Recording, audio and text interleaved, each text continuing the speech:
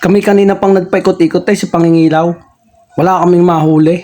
Hindi mo lang kami makatalisod kahit alimasag na maliit, katang, hipon, o isdang maliit. Ang kasama ko'y sumisid na Kala ko'y sumuro kami Sabi niya, makakahuli na ito. Kitang isda sa ilalim. May nahuli naman, ay maliit na alimasag Ilang oras pa ang nakalipas ay hindi pa talaga kami makahuli.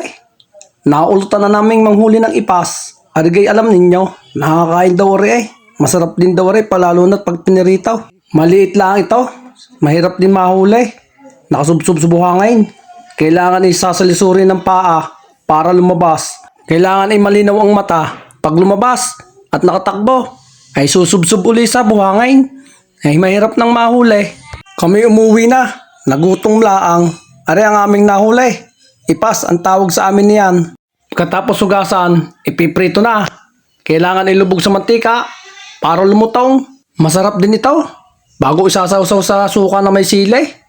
O pag kinain, laguto ka naman parang chicharon. Ay wow. May dala kaming kanin sa dagat. Ang balak namin, doon kami kakain. Yung mga nahuli naming isda ay aming iluluto. Ay hindi naman kami nakahuli. Ay di inuwi din namin ang kanin. At di na kami kumain sa bahay. Nang huli na lang kami sa tindahan ng sardinas, isda din naman. Yun ang aming inuulam.